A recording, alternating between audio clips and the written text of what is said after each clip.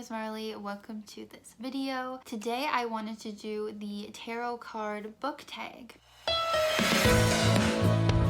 So it's been a hot minute since I did a tag on my channel, and I've been really wanting to do this tarot card tag since I found it, because I actually thought of the idea because I am into tarot cards, so I wondered if there was a tag that had been created yet, and I found that Luli Hernandez had created the tag on BookTube. So credits to her. I'll put her channel in the description and I will be doing that tag. The first card is the Fool, and this one says to pick a book that brings back nostalgic memories. I really should have done my nails before this video. So I have a lot of books that bring back nostalgic memories since I have been reading since I was a child, but I think the one that I would say for this is the series of Unfortunate Events by Lemony Snicket, as I'm sure a lot of people can relate to reading this when they were a kid. I remember this being the first book series that I read that I got really obsessed with in, I think, 6th grade, and I have memories of going to the library and taking out multiple books from the series at a time and just reading them so quickly. I have memories specifically of like reading them in the car on like long drives and trying to read like the companion novels like the Beatrice letters to try and really figure out everything that was going on in the series, since when I was a child a lot of the things were confusing to me when it came to like the VFD, and I remember I like wanted to be a part of the VFD so bad. The second card is the Magician. For this card, you pick a main character that is very goal-oriented and very focused. So I have read a lot of like fantasy dystopian books, so I feel like there's a lot of goal-oriented and focused characters in those books. But one that I read pretty recently that I can think of is Cordelia Carstairs from Chain of Gold, Cassandra Clare's newest installment in the Shadowhunter Chronicles. The way that Cordelia is super like focused and goal-oriented is that she is doing her best to make a good impression and make a good name for her family so that they have a good reputation, since her father did get into some trouble and could potentially, you know, cause them to have like a negative reputation. So she is trying to bring honor to her family kind of thing, and also she wants to like defend her father. And throughout the whole book you see how like strong she is and focused she is and determined, and yeah, I just really loved her character. The third card is the Empress, and for this card you pick a book with a strong motherly figure. So it was sort of sad, I couldn't really think of many books with strong motherly figures, which maybe that's my bad or I was just sort of like blanking, but one that I read again semi recently so I can recall it is Regretting You by Colleen Hoover. This book mainly revolves around the mother and the daughter relationship, and while they both are very flawed, the mother also is like going through something that's really difficult regarding like the family and regarding some like family deaths, and having to kind of sacrifice her relationship with her daughter in order to not ruin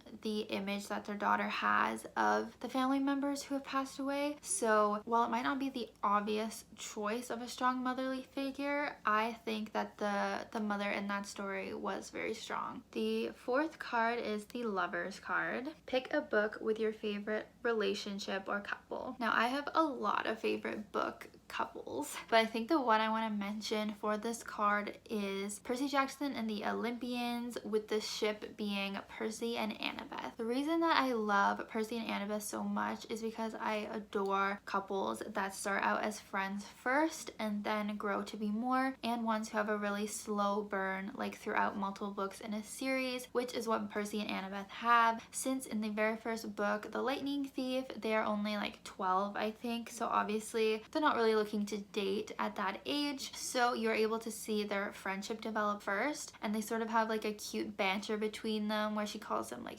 Seaweed Brain, which I also love, like cute nicknames like that. And then as they get older you start to see more of like crushes developing between them until they eventually do get together.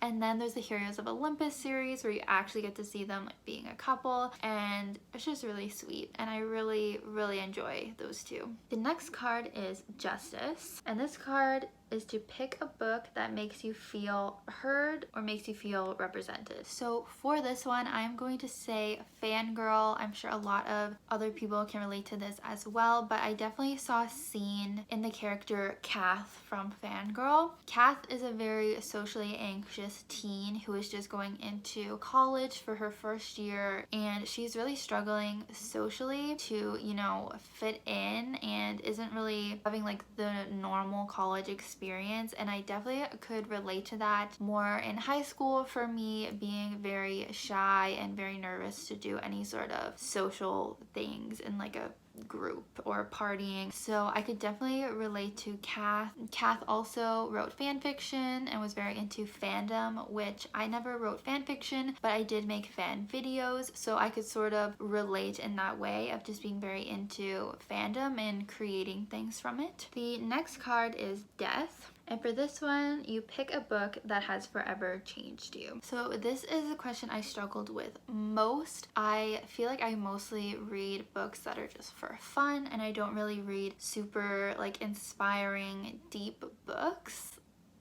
So that's on me, that's my bad. But for this, I might just say like the cliched answer of The Twilight Saga by Stephenie Meyer. Obviously in 2020 we know that there are a lot of issues with the series that have been a big discussion on BookTube, especially lately with Midnight Sun coming out. But I do feel like this series impacted me a lot in my like preteen and teen years. It's what got me even more passionate about reading, especially reading like young adult fantasy. And I guess it was the first like fandom that I was really a part of and that I started getting creative with by making fan videos, like I said, and just being a part of like a fandom community.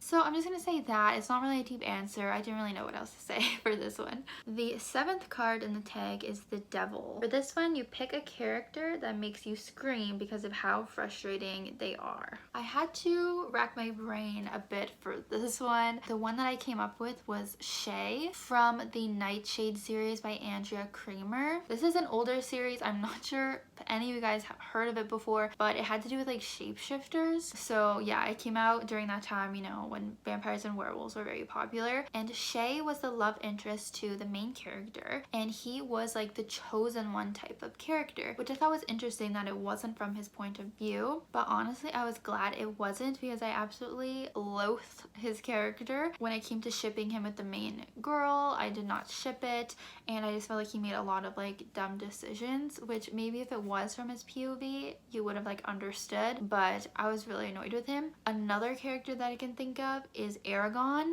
from Aragon, the Dragon series. I read the first book years ago. I remember it was really hard to get through, and I just remember hating Aragon, and I can't really remember the details of why anymore because it was so long ago and I did not continue the series, obviously, but I just remember the main character, he really ruined it for me. I love the dragon though. Card number 8 is the Tower. Pick a book that destroys a certain stereotype. I think I've seen a lot of books that have done a good job of breaking stereotypes these days. There's a lot more diverse content coming out, but one of the best like barrier breaking series that I can think of is the Magnus Chase series by Rick Riordan. I feel like he has a lot of good representation in that series, including homelessness, different disabilities such as deafness, different religions, like one of the main characters is Muslim, and we also have a gender fluid character in that. So I feel like his books do a really good job of breaking any stereotypes surrounding those different types of people that I just mentioned. Card number 9 is the Star. Pick an inspirational book. So for this one, I'm gonna go with a classic, The Perks of Being a Wallflower by Stephen Chbosky. A lot of people obviously are familiar with this book and with this film, so I won't go too into detail about this, but I feel like it's a really inspirational story about, you know, being a teenager and going through a lot of hard, difficult things during that time. And I think it's been a big inspiration for a lot of people, whether that's the book or the film. I feel like I probably am due for like a reread. I don't reread very often, but I feel like this is one that I would reread. Actually, that might be a future question of this tag, so maybe I shouldn't say that. Card number 10 is The Sun. What author do you hope becomes a household name because of how amazing their work is? So for this one, I'm gonna say Suzanne Collins. Maybe she already is a household name. I don't really think so yet though, but I think her writing is obviously so amazing. She probably is already close to becoming a household name. I know I had to read The Hunger Games for school, so probably a lot of other students are having to read her books for school, and I think that's a great idea. And I really enjoyed her most recent book, The Ballad of Songbirds and Snakes. It kind of reminded me of like how good her books were, since it has been years since I read the Hunger Games trilogy, and I really look forward to seeing more of her books. So that is the end of Luli's tag that she created. However, I did see that there's a tarot card tag on Instagram, but I don't have a bookstagram to do this on there, so I'm just gonna go through quickly and answer the bookstagram questions as well. So we have the Fool again for this tag, and for this one it says to pick a book that makes you happy. Pretty much all books make me happy. That is why I read, because I love to do it. But I remember a series that really made me happy was The Confessions of Georgia Nicholson by Renee Lewison, I believe, which I found out she recently passed away, so I'm really sad about that. But I enjoyed her books so much. She is like a British author, so they took place in the UK, so it had a lot of that like British humor in it. It's about this teenage girl, Georgia Nicholson, and just sort of like her life and dating and going through puberty and stuff. You guys have probably seen the movie that came out quite a while ago now, but it had like a 10-book series as well that was really fun and really like heartwarming, and was one of the first things that I consumed from like British media, and I got to like learn about their little sayings and stuff. Next we have The Magician, which says your favorite magical character. So this one I'm gonna say Magnus Bane from the Shadowhunter Chronicles. He just has to be my favorite magical character. He is a warlock, and he is the only character who is in like every single installment of the Shadowhunter books and in every era, as he is immortal, and he's just the best. He's super fun, like super funny, but then also like very serious and caring, and I'm really excited to keep reading the Magnus and Alec series. I forget what it's called now.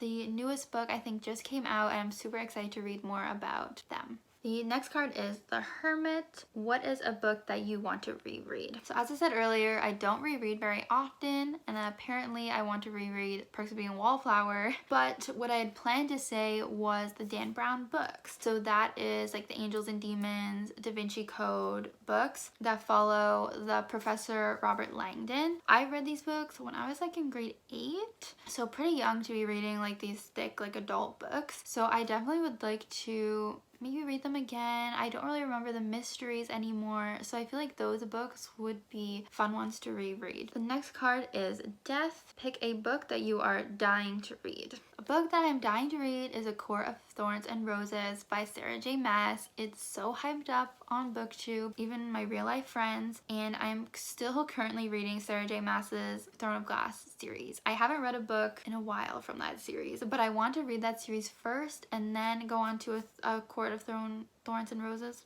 But I'm really excited to read that because I think more people like that series than Throne of Glass, so I'm definitely like dying to read that. It's just like on me that I need to like keep making my way through her books, which I have not been doing the past like month or two. The next card is The Tower. What is a book that's been on your TBR for the longest? I have tons of like fantasy series that have been on my TBR since I was probably a teenager, but one of them that I can think of is The Raven Cycle. Just had to check, yeah, The Raven Cycle or The Raven Boys by Maggie Stiefvater. I read her, I think it was her first series about the werewolves, so like Shiver and Linger and all those books, and I really liked them, so I was gonna continue reading the rest of her books, and I just never have, and it's been on my TBR for so long I can't even really remember what those books are about anymore to even say a synopsis, but I just know that I've been wanting to read them for ages. So that is the tarot card book tag. I did the YouTube version and the Instagram version. Thank you guys for watching. Check out some of my like tarot card videos on this channel if you haven't, because I like to do that. But yeah, please subscribe, leave a comment about anything that I just talked about, and I will see you guys in a future video. Bye!